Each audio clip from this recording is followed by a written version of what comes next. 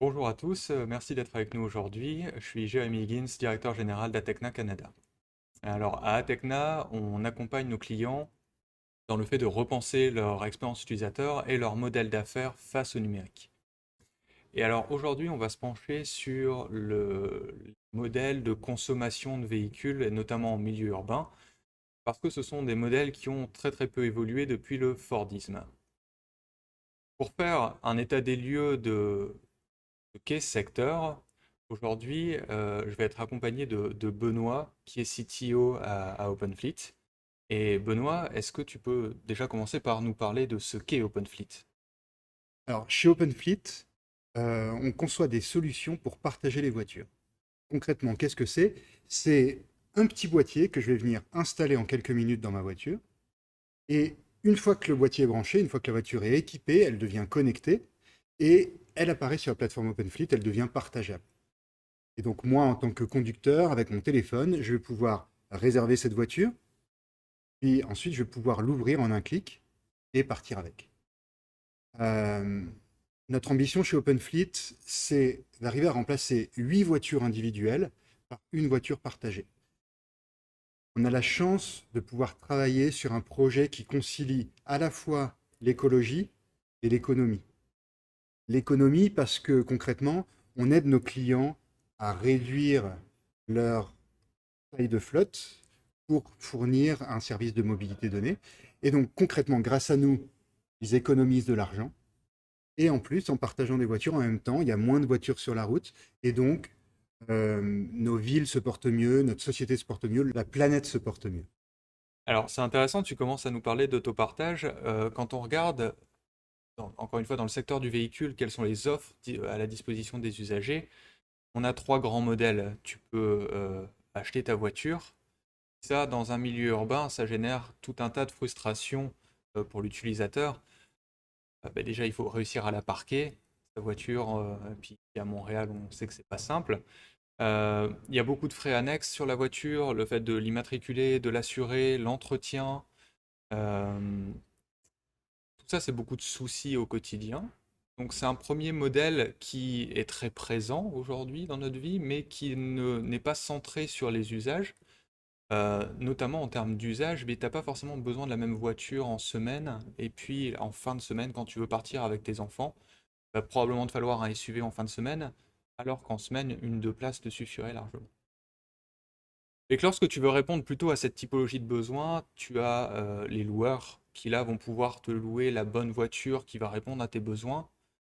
Mais quand on regarde leur offre par rapport à des services numériques, c'est pas extrêmement efficace. Notamment le numérique sous-entend une certaine immédiateté dans l'offre, et puis ça, les loueurs sont pas capables aujourd'hui de le donner. Les expériences, que ce soit en ligne ou en succursale, ont tendance à être compliquées et relativement. Et puis ça nous amène sur la troisième option, qui est l'autopartage. L'autopartage, ça semble répondre aux besoins des usagers, ça semble répondre aux besoins écologiques. Euh, Qu'est-ce que tu penses, toi, de cette situation, de ces différents modèles qui s'offrent à nous? Tu as raison. C'est un secteur qui a quasiment pas bougé en 100 ans et là qui est en train de se réveiller. Et c'est fascinant. On est dans la deuxième révolution automobile. La première, t'en parlais tout à l'heure, 1908, le Fordisme.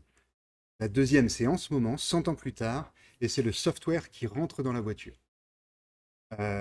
En 2011, Mark Andreessen disait dans le Wall Street Journal, le software est en train de manger le monde.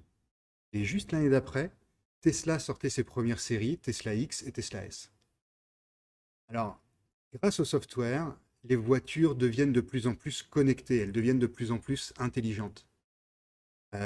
Et ça s'accompagne d'un changement à la fois en termes d'expérience et en termes d'usage, de rapport à la voiture. En termes d'expérience d'abord, parce qu'on l'a dit, les voitures deviennent euh, plus servicielles, elles deviennent plus personnalisées, plus d'intelligence aussi, parce que bah là, on pense bien sûr tout de suite aux véhicules autonomes. Et puis, elles deviennent enfin évolutives. Imagine, tu es fin 2019, tu te réveilles le matin, tu reçois un email qui dit ah, on vient de faire un update de software sur votre Tesla 3. Et by the way, pendant la nuit, vous venez de gagner 5% de puissance moteur. C'est génial. Donc ça, c'est un changement d'expérience en termes de conducteur. Et ça s'accompagne aussi d'un changement de rapport à la voiture. On passe d'un modèle de possession, t'en parlais tout à l'heure, posséder ma voiture, à un modèle d'usage. C'est une tendance de fond dont l'autopartage, mais aussi Uber ou même les trottinettes ou les vélos en libre partage sont un bon exemple. Ça veut dire que je veux plus posséder ma voiture ou mon moyen de transport, mais je veux une voiture pour me déplacer.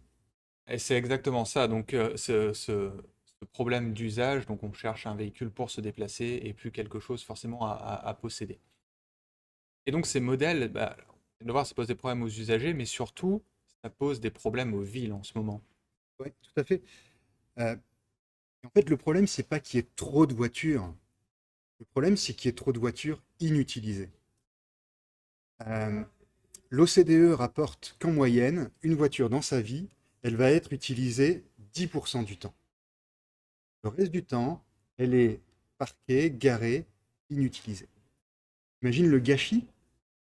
Gâchis économique, d'abord, parce que c'est probablement l'asset le moins bien rentabilisé au monde. Et puis, gâchis écologique, parce que en plus de devoir les fabriquer, ces voitures qui sont inutilisées, mais quand elles roulent pas, elles sont où? Elles sont garées sur des parkings, elles sont garées dans la rue. Je lisais l'autre jour les chiffres de la ville de Montréal, mais c'est pareil dans toutes les grandes villes. Euh, En centre-ville, les stationnements ont un taux d'occupation qui est entre 85 à 95% du temps en fonction de la journée. Euh, Ça, c'est de l'espace urbain qui est occupé par des véhicules garés inutilisés et qui pourraient être euh, des voies cyclables, qui pourraient être des espaces verts, qui pourraient être des aires communes. Et puis, qu'est-ce que ça veut dire? Ça veut dire que s'il y a 30% du trafic urbain dans les villes qui est lié à de la recherche de stationnement, des gens qui tournent pour se garer. Ça, c'est de la congestion en ville et c'est de la pollution directement liée aux voitures qui sont inutilisées. Alors, est-ce que c'est l'autopartage qui va permettre de répondre à cette problématique de mieux utiliser les véhicules? Et puis, si oui, comment est-ce qu'on y arrive? Ah, nous, notre vision chez OpenFleet, c'est que la mobilité de demain, elle sera électrique, partagée et autonome. Euh, sur l'autonome, on se confronte en ce moment à des défis d'infrastructure. Après une phase d'euphorie où on pensait que les véhicules autonomes allaient arriver demain, on se rend compte que finalement, c'est pas si facile. Et là, en ce moment, avec la Covid, il y a des constructeurs qui ont commencé à mettre un peu au ralenti leurs travaux de recherche sur le véhicule autonome. En revanche, du côté des acteurs tech, de la Silicon Valley ou en Chine, je pense à Waymo de Google, je pense à Baidu en Chine, ça avance et ça pousse fort. Donc oui, ça va pas arriver aussi vite que prévu, mais ça arrive. Sur l'électrique, ça explose. Les volumes de vente augmentent de 30% chaque année et McKinsey prévoit que d'ici 10 ans, la moitié des véhicules sur la route seront électriques. Aujourd'hui, on est à 5%. Donc cette croissance-là, elle est en partie due à deux choses. D'abord les régulations, en particulier les lois sur les émissions de CO2 au niveau européen, et puis aussi des incitatifs à l'achat sur l'électrique en Amérique du Nord. Et enfin, la troisième partie, donc on avait dit autonome, électrique et partagée. Et là, sur cette partie-là, tout est en place aujourd'hui.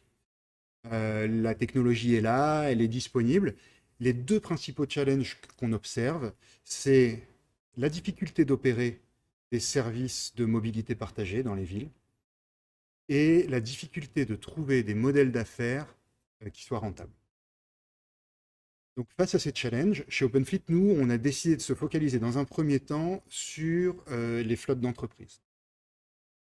Ça veut dire qu'on aide nos clients, donc des petites entreprises, des grosses entreprises, mais aussi des villes, des collectivités, à fournir plus de mobilité à leurs employés, mais avec moins de voitures.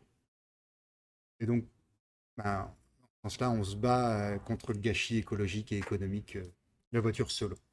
Alors, l'écologie, on y vient. C'est vraiment un enjeu majeur de la transformation des moyens de transport en ville.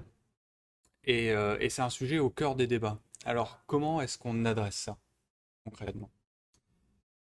Chez OpenFit, on a décidé de s'attaquer à ce sujet écologique de différentes manières. D'abord, en réduisant le nombre de voitures garées, inutilisées, j'en parlais tout à l'heure, ça c'est l'autopartage.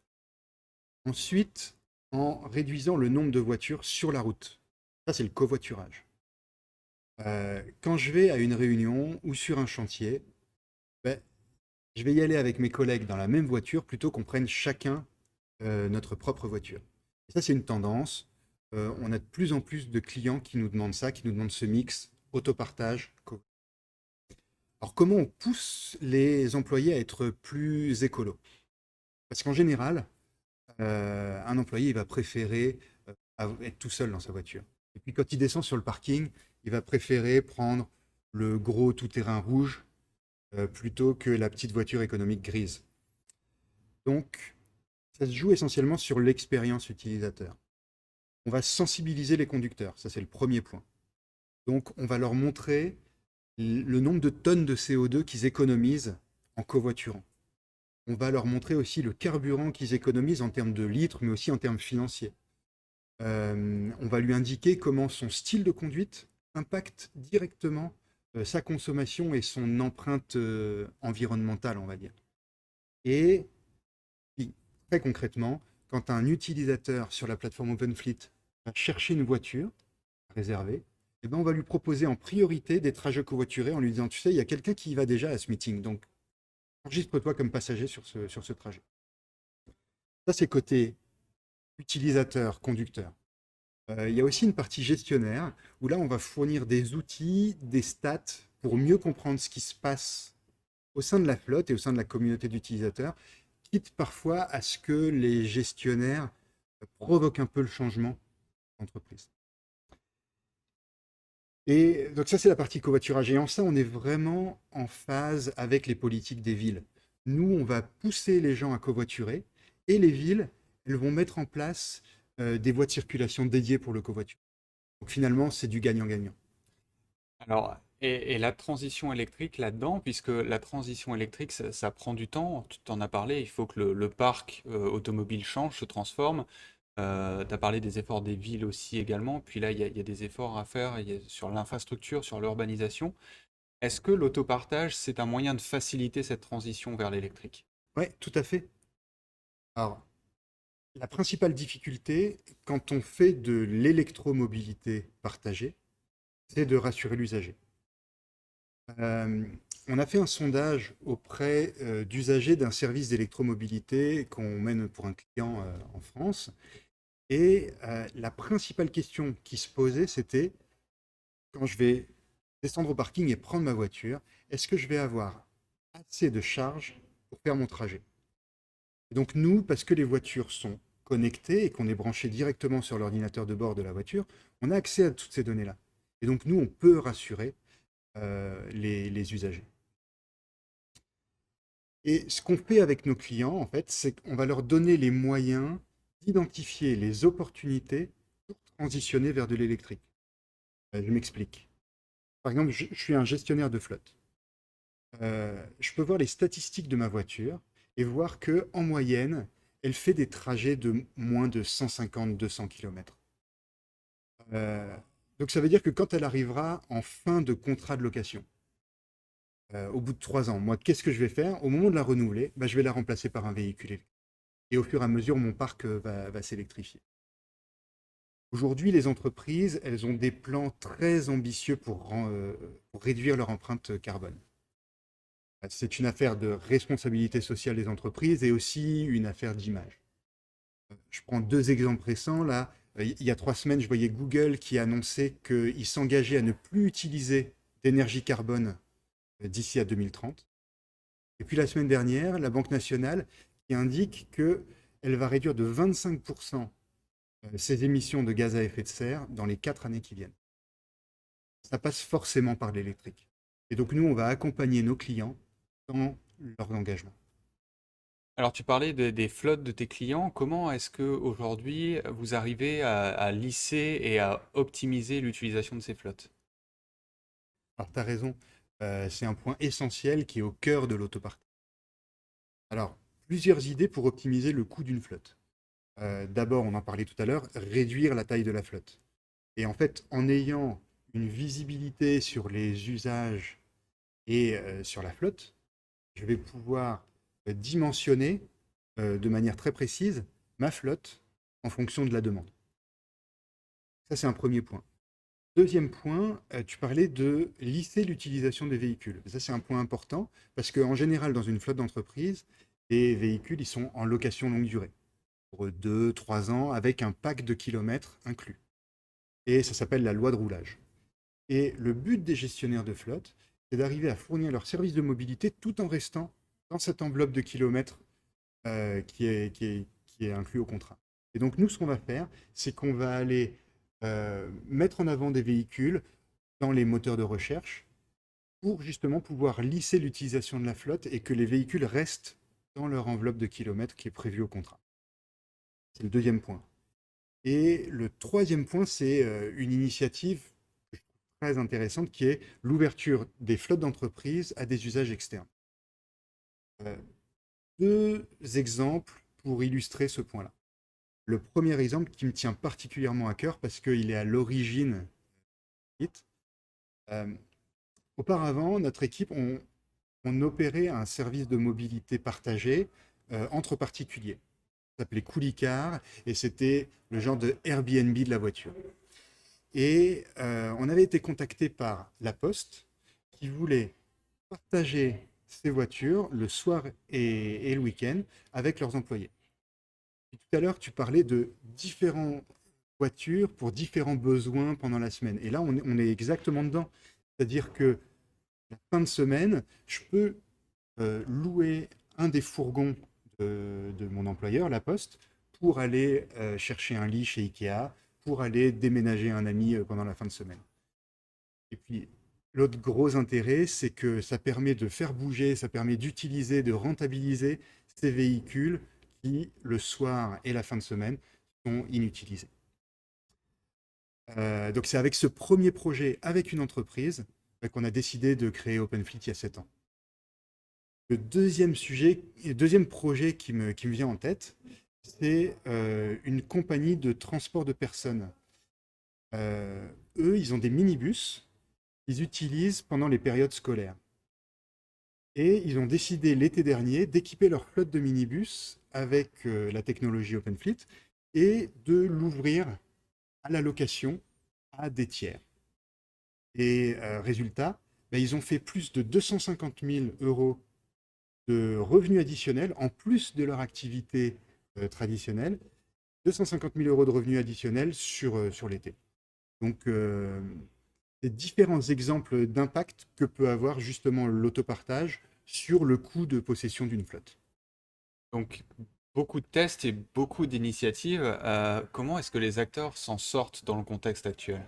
Alors, l'écosystème, il est bouillonnant, il est passionnant, mais les modèles d'affaires ne sont pas tous très matures. Ils se cherchent. Je pense par exemple à l'autopartage en libre service. Là, ce qui est vraiment compliqué, c'est d'opérer le service. Et puis, c'est sûr que la Covid vient rajouter pas mal de complexité et les opérateurs de mobilité souffrent. On pense à Car2Go, par exemple, qui s'était déployé massivement en quelques mois au niveau mondial et puis qui s'est rétracté en quelques semaines. On pense aussi aux services de mobilité des constructeurs comme Maven de General Motors, qui a été obligé d'arrêter les opérations à cause de la Covid. L'autre modèle, c'est l'autopartage entre particuliers. J'en parlais tout à l'heure, hein, le Airbnb de la voiture. Puis ça, c'est vrai qu'on connaît bien chez OpenFleet parce qu'on a opéré un service comme ça pendant plusieurs années avec une communauté qui allait jusqu'à 500 000 membres. Et il y a deux gros challenges sur ce modèle. D'abord, les propriétaires, ils ont un lien affectif très fort avec leur voiture. Et aussi surprenant que ça puisse paraître, ils vont préférer louer leur appartement sur Airbnb et qu'il y ait des gens qui viennent dormir dans leur lit plutôt que de louer leur voiture. Et l'autre challenge, c'est l'aspect financier, parce que quand on fait de la location entre particuliers, c'est quand même très difficile d'arriver à de la rentabilité. Et c'est sûr que la Covid a fait du mal à ces deux modèles-là. Les deux grands gagnants, euh, de, de Covid, ça va être vraiment le retour malheureusement à la voiture solo et le vélo. Mais moi, ma conviction, c'est que ça, c'est juste un bump sur la voie de la mobilité partagée. La mobilité de demain, elle sera autonome, électrique et partagée. Et chez OpenFleet, on a fait le choix de se focaliser sur des communautés plus fermées. Alors, j'en parlais tout à l'heure, euh, donc l'entreprise, bien sûr, mais aussi des modèles plus communautaires. Je pense par exemple à plusieurs projets qui ont décidé justement de s'équiper avec OpenFleet et qui fournissent des solutions de mobilité partagée rattachées à des immeubles de location.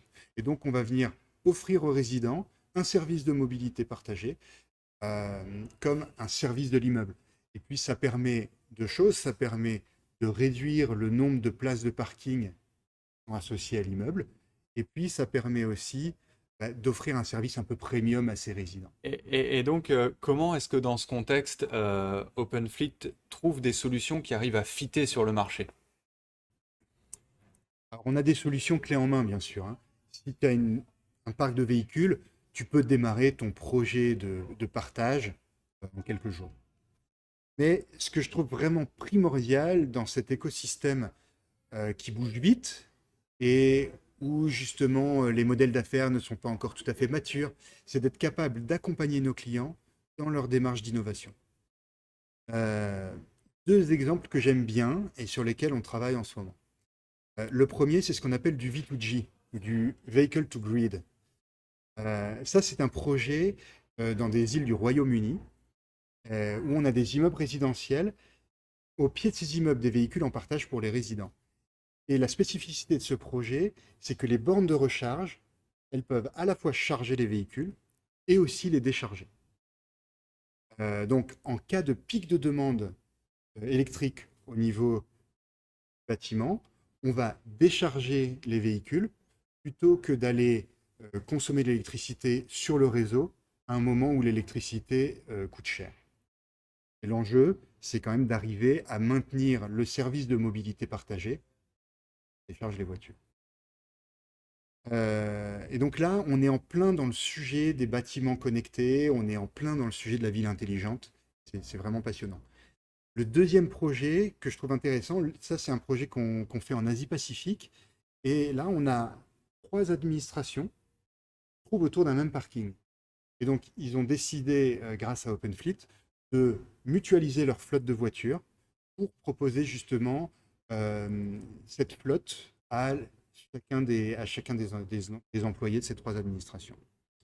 Donc, nous, ce qu'on fait en termes de démarche avec nos clients, c'est que on va les accompagner sur des proof of concept et des proof of value. Les preuves de concept, c'est pour valider tous les sujets techniques chez eux. D'abord que notre solution, elle s'intègre bien avec leur système d'information, pour valider aussi l'adoption et faire la conduite du changement auprès des conducteurs. Et l'épreuve de valeur, c'est pour valider justement le modèle d'affaires du projet. Donc, euh, on aime bien quand nos clients pensent large. En général, on va commencer petit et ensuite on va étendre l'autopartage au reste de la flotte. Ok, donc il y a beaucoup de choses à retenir, mais l'avenir sera électrique, autonome et partagé.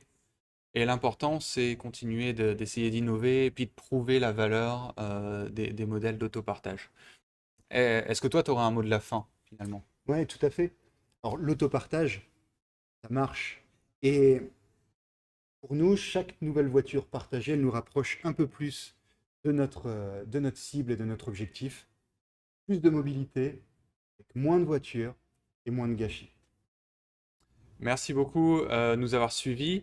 Et si vous avez des questions, n'hésitez pas, on est là pour vous.